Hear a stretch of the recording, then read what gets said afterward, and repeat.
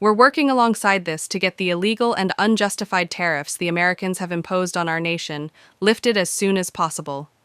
We're fighting for Canada that will allow more goods, more services to be transported, sold, and bought across our nation without restrict.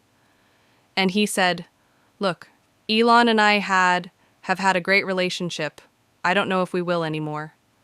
More. He said here, you have the president completely saying that that is not true, and that it's really actually about somebody trying to protect his business. We're giving Canadians the ability to give ourselves far more than any foreign government can ever take away. It started like a scene from two different worlds, one filled with ego, grudges, and emotional outbursts, the other built on calm decisions, unity, and national purpose. The United States elected Donald Trump again in 2024 across the northern border. Canada welcomed a new leader, Mark Carney. These two men may share titles, but their goals, thinking, and leadership couldn't be more opposite. On one side, Trump stood at the center of a personal drama, publicly ending his close relationship with Elon Musk, the very man who once helped fuel his political rise and gave millions to his campaign. He said, and this to me was maybe the most notable quote from the president. He said, "Look, Elon and I had, being a very key word here, had a great relationship. I don't know if we will anymore." He said he was very disappointed in Musk. With that one sentence, Trump exposed the shaky foundation of his leadership. He sounded like a heartbroken friend, not a confident president. His disappointment wasn't about national interest. It was personal, emotional, and selfish. Trump was angry because Musk criticized a bill that would hurt his own business. But instead of addressing the real concerns, Trump turned it into a public breakup filled with bitterness. This behavior shows how Trump leads by loyalty and personal benefit. If you praise him, you stay close. If you criticize him, you become the enemy. That's not leadership. That's dictatorship in disguise. And now, as inflation rises and tariffs crush American families, Trump is busy nursing his wounded pride instead of fixing the economy. Meanwhile, a very different kind of leader took the stage in Canada. Mark Carney, a former banker and global economic expert, didn't waste time with emotional games. He came with a plan, a clear, bold, and focused plan to build a better economy for every Canadian. A bill that is laser-focused on building a stronger, more competitive, and a more resilient Canadian economy that works for all Canadians. A bill that meets this hinge moment with the urgency and no personal grudges, no social media rants, just solutions. Carney's words are not just empty promises. He talked about one Canadian economy instead of 13 fragmented pieces. That means fewer rules, fewer delays, and more unity across the provinces. It means workers can take jobs wherever they want in Canada, and businesses can grow without red tape choking them. This is the kind of leadership that puts the nation first. Carney's vision is based on long-term strength, not short-term applause. His calm tone hides a deep sense of urgency. While Trump fights imaginary enemies, Carney is fighting real economic problems. Now look at the contrast. Trump is focused on punishing critics and winning personal battles. Carney is focused on building bridges, removing barriers, and preparing Canada for the future. One is stuck in the past, obsessed with loyalty. The other is building tomorrow brick by brick. Trump's story is about chaos. Every decision is either a revenge or a reward. His leadership is unpredictable, unstable, and dangerous. Elon Musk, one of his strongest allies, couldn't survive Trump's self-centered expectations. Carney's journey is about responsibility. He didn't come into power to create drama. He came to fix what's broken. His first steps are already showing results, bringing provinces together, cutting bureaucratic waste, and giving Canadians the freedom to work and grow wherever they want. This is not just about two leaders. It's about two futures. One future looks like a battlefield, where personal egos matter more than people's needs. That's Trump's America. The other future looks like a construction site, tough, honest, and full of hope. That's Carney's Canada. In a time when the world is struggling with economic pain, environmental danger, and global tension, The choice between chaos and clarity has never been more important. Trump is busy settling scores. Carney is busy settling the nation. Trade wars are not just about numbers, they are about people. When Donald Trump chose to impose aggressive tariffs on key allies, he didn't just raise prices, he raised tension, he damaged trust. And he punished the very people who depended on him. His policies didn't hurt China as much as they hurt ordinary Americans, and his closest ally, Canada, paid the price too. Even now, as the U.S. economy battles inflation and job losses, Trump acts like everything is personal. His response to criticism always turns into blame games, even against those who once supported him. His statement says it all, and so, you just saw the president say what we just heard. He said, "People leave my administration. They love us." And then at some point, they miss it so badly. Some of them embrace it. Some of them become hostile. Trump derangement syndrome. That's not how a president should speak. These words are not policy. They are feelings. Trump doesn't explain the logic behind his economic decisions. He doesn't offer a plan to help struggling families.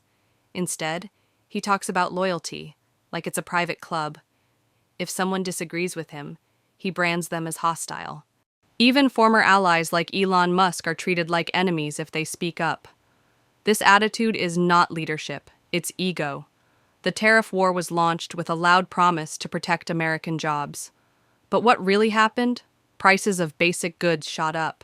Small businesses started paying more for supplies. Farmers lost foreign markets, and Canadian steelworkers, who were once proud trading partners with the U.S., suddenly found themselves labeled as a threat. Trump's obsession with winning trade battles led to a long-term economic setback.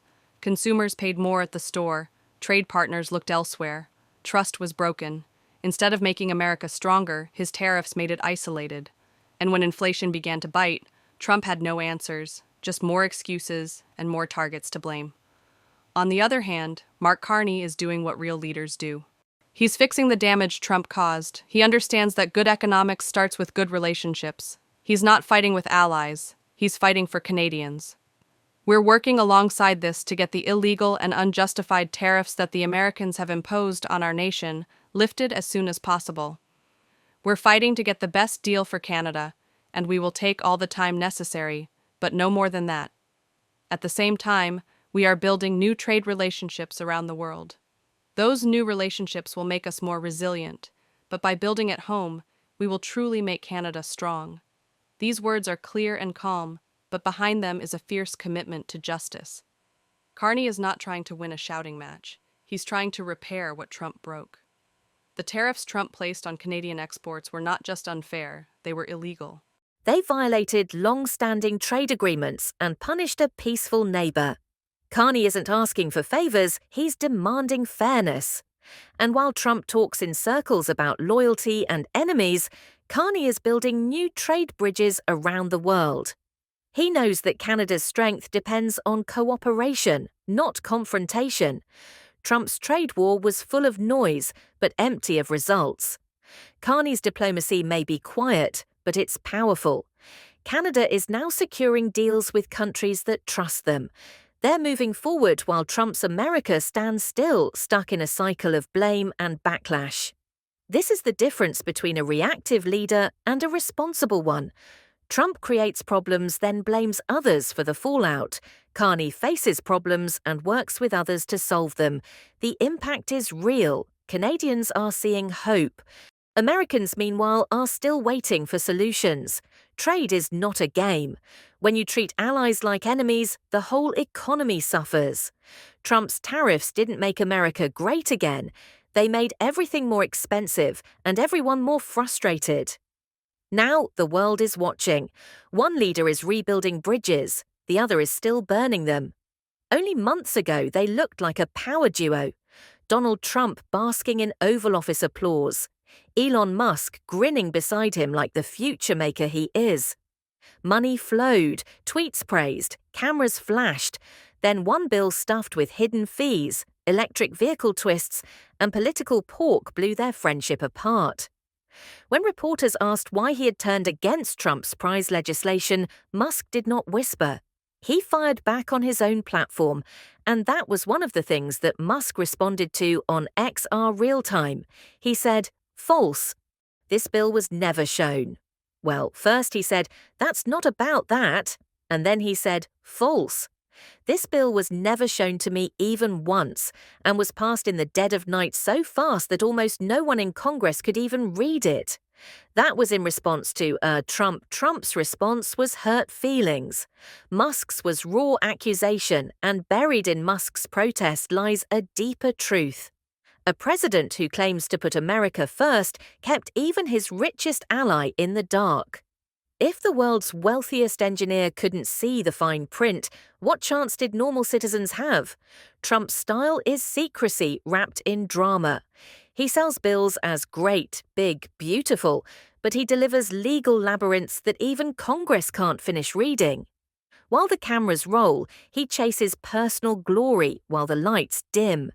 Hidden clauses sneak through clauses that inflate costs for drivers, pour subsidies into select pockets, and slip new tariffs under the radar. Musk finally said what many CEOs whisper: the bill is less about modernizing America and more about rewarding friends. Trump loved Musk as long as Musk clapped. The moment criticism landed, loyalty shattered. That fragility sends a dangerous message to every entrepreneur. Success with Trump is conditional, and conditions change overnight. Investors hate uncertainty, families hate higher prices, allies hate surprise penalties. Yet Trump keeps gambling with the economy like it's a casino he owns. Chips are American wallets, and the House always wins because the rules bend to his mood. By punching Musk in public, Trump also punches innovation. Electric vehicles, space launches, satellite networks. Each needs steady policy, not presidential mood swings. Every angry tweet can erase billions in market value and thousands of jobs. That risk drips down to factory workers in Ohio and battery technicians in Nevada, who now wonder whether tomorrow's shift still exists. Across the border, Mark Carney is building exactly the stability America just lost. He doesn't threaten partners. He invites them, then hands them a clear roadmap. Our office will work with the nation-building projects in a streamlined process. Proponents will know what they need to do for final approval on their projects, and that approval coming within a maximum of 2 years.